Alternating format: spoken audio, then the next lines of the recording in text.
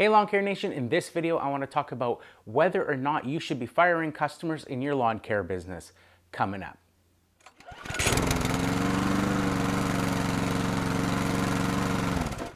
Hey Lawn Care Nation, the idea of firing customers in your lawn care business is going to seem foreign, especially to those just starting out in business. Of course, when you're starting out in business, you are looking to build that business. You are taking on as many clients as possible, and you are taking on as much work as physically possible to fill those days and to try to make this business venture a success. And in a lot of cases, you'll be stuck doing yards that you aren't too happy about doing. They may be yards that are all completely rutted out from pets and dogs digging holes. They may be yards that are lumpy and bumpy, yards that are full of weeds. There may be clients that only want mowing every 10 days versus say a weekly cut. Clients that only want the mow and go, or they just want the cheapest price possible. And like I said, when you are looking to start and build your business, you're going to take on all of that work. I know certainly that I did for the first years when I was in my business. And I was taking on clients all over the city, for example, and spending a whole bunch of time in traffic and driving around. And over the years, as I started to gain more confidence in my business, more confidence in myself, I started to niche down and started to only offer particular services that I wanted to offer. And I started to focus in on the types of lawns that I wanted to service. So what is firing customers? Well, basically, it's just getting rid of clients in your business that no longer fit your vision of what you want your business to be about and what you want for yourself and your business.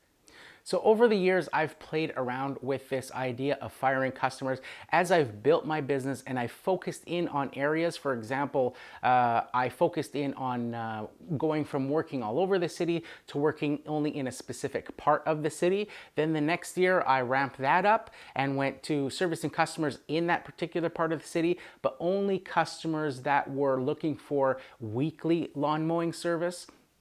And now for next year, I plan on taking that another step further and only looking for clients in that specific part of the city that only want weekly service, but that also only want full service, meaning that they want fertilization, aeration, liming, moss control, because those are the types of things that, in addition to weekly mowing, will keep me working on that property throughout the summer drought, because those lawns that are full service are the ones that I continue to work through throughout the year in those hot summer weathers when the rest of the lawns are all drying out. That fertilization and that aeration and all of those other services can carry that lawn through the summer, growing steadily, and that will put more profit in my pocket at the end of the year.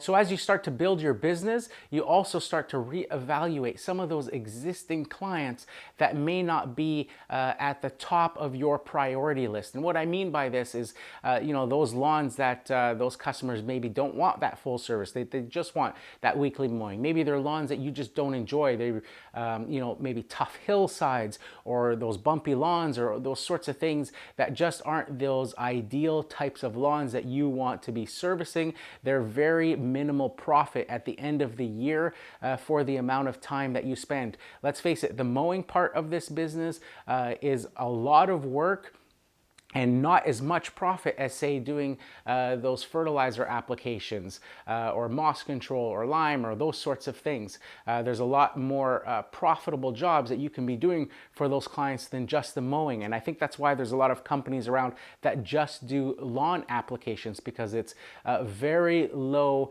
investment and a high profit ratio to that investment versus the man hours and labor required to do mowing.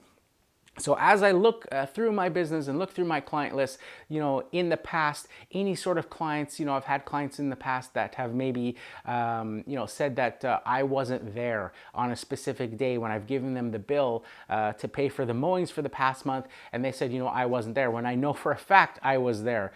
Customers like that, you're gone. I have no trouble getting rid of customers like that, because I know that I was there on a specific day and I was doing that mowing job. And I can no longer trust moving forward with that relationship, knowing that they may question again in the future work that I've done for them. And without having to document every single thing you do for that client, it becomes more of a pain than what it's worth, especially if it's just a simple mowing client. The way that I see it, being a single owner operator, you have very limited time available to do the jobs that you're doing. So if I have a certain amount of spaces available on my schedule and I bring on those clients, if they turn out to be clients that are, say, only looking for you to mow, say, throughout the heavy growth in the spring, but as soon as the summer comes along, they call you and say, hey, it doesn't need mowing anymore. We'll call you in the fall when the lawn has leaves and things to clean up. The way I see it, if you're past that spring season when the majority of those calls come into your business and you've booked those jobs and now those customers are turning around and saying, hey, we don't need you anymore, but maybe we'll call you in the fall, I see that as a client that needs to be fired because they're taking up space, and in that time, calls are still coming in and I'm turning down now customers because my schedule is full. And those customers that I'm turning down are potential customers that want that full service package, that want me there throughout the year, every week, utilizing my time more efficiently. So, you have to reevaluate those customers that don't fit what it is, your vision for your business. And, sometimes you just have to part ways and end that relationship and look for a better fit in a client.